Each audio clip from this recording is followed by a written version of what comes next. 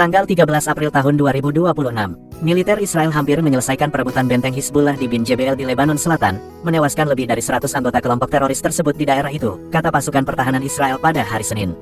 Sementara itu, Hizbullah terus menembakkan roket ke Israel Utara sepanjang hari, termasuk satu roket yang melukai seorang wanita di Naharia.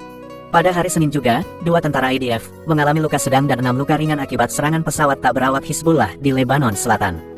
Operasi di Bin Jebel dipimpin oleh Divisi ke-98 dengan Brigade Pasukan Terjun Payung dan Komando, bersama dengan Brigade Infanteri Gifati. IDF mengatakan bahwa awalnya mereka mengisolasi dan mengepung kota tersebut untuk mencegah Hizbullah membawa bala bantuan atau melarikan diri. Setidaknya 150 anggota Hizbullah, termasuk anggota pasukan ratuan elit kelompok teror tersebut, diperkirakan oleh IDF berada di daerah Bin Jebel sebelum operasi tersebut. Divisi ke-98 juga melakukan beberapa operasi komando saat berupaya mengamankan kota tersebut, kata seorang pejabat militer.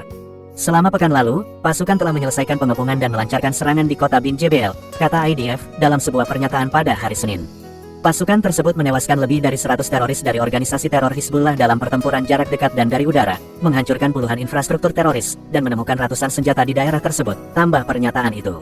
Selama operasi tersebut, militer merebut Stadion Bin Jebel, tempat Nasrallah menyampaikan pidato kemenangan yang terkenal itu setelah penarikan IDF dari Lebanon Selatan. Bin Jebel 2000, ada seseorang di sini yang berbicara dan membual tentang jaring dan laba-laba.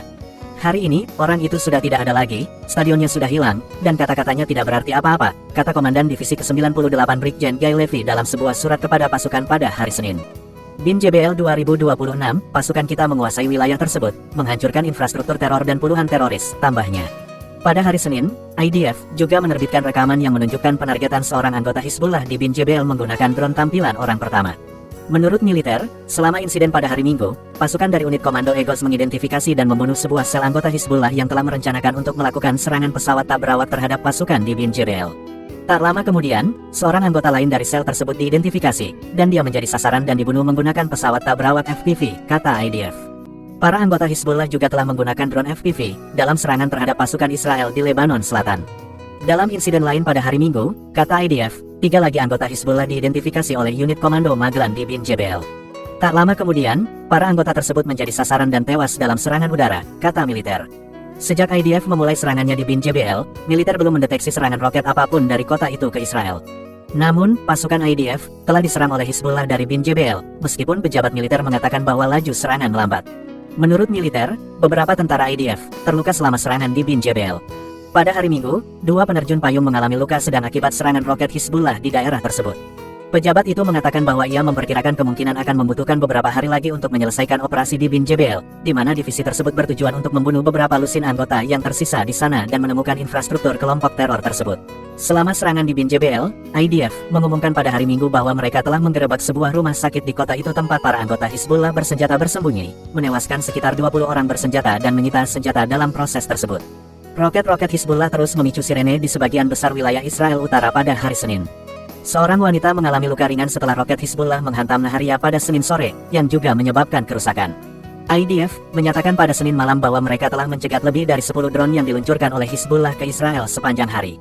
Militer juga memberikan penilaian baru terhadap serangan besar-besaran yang dilakukannya pekan lalu terhadap target-target Hizbullah di seluruh Lebanon, dengan mengatakan bahwa mereka meyakini setidaknya 250 anggota kelompok tersebut telah tewas. Setelah pemantauan intelijen berkelanjutan oleh Direktorat Intelijen Militer, sejak serangan udara skala besar pada tanggal 8 April IDF, mengatakan bahwa mereka sekarang dapat mengkonfirmasi bahwa jumlah teroris yang tewas dalam serangan di Beirut, Lembah Beka, dan Lebanon Selatan telah melampaui 250 orang. Kementerian Kesehatan Lebanon melaporkan bahwa serangan tersebut menewaskan lebih dari 350 orang. Mereka tidak membedakan antara warga sipil dan kombatan. Menurut militer, di antara komandan Hizbullah yang tewas dalam serangan itu adalah Hasan Mustafa Nasser, Kepala Markas Logistik Hizbullah, Ali Qasem, Abu Ali Abbas, dan Ali Hijazi, Komandan Utama di Unit Intelijen Hizbullah, dan Abu Muhammad Habib, Wakil Kepala Unit Rudal Hizbullah. Seorang perwira intelijen senior Israel mengatakan bahwa para komandan Hizbullah ini memiliki pengalaman dan pengetahuan luas yang kini telah terhenti. Dalam waktu 1 menit, kami menyerang puluhan pusat komando Hizbullah dan melenyapkan ratusan teroris. Pelenyapan para komandan tersebut berdampak strategis dan luas yang memengaruhi semua dimensi kemampuan organisasi, kata perwira itu. Kementerian Kesehatan Lebanon mengatakan serangan Israel telah menewaskan lebih dari 1.800 orang sejak permusuhan meningkat pada tanggal 2 Maret dalam jumlah yang tidak membedakan antara pejuang dan warga sipil. Menurut perhitungan IDF, yang dirilis Jumat, lebih dari 1.400 anggota Hizbullah telah tewas selama periode yang sama. 12 tentara IDF tewas di Lebanon Selatan di tengah pertempuran yang kembali berkobar melawan Hizbullah. 2 warga sipil tewas akibat roket Hizbullah, dan seorang warga sipil Israel secara keliru tewas akibat tembakan artileri Israel di utara. Operasi untuk merebut Bin Jebel dilakukan bertepatan dengan pertemuan tatap muka pertama dalam negosiasi yang diharapkan antara Israel dan Lebanon akan berlangsung pada hari Selasa di Washington.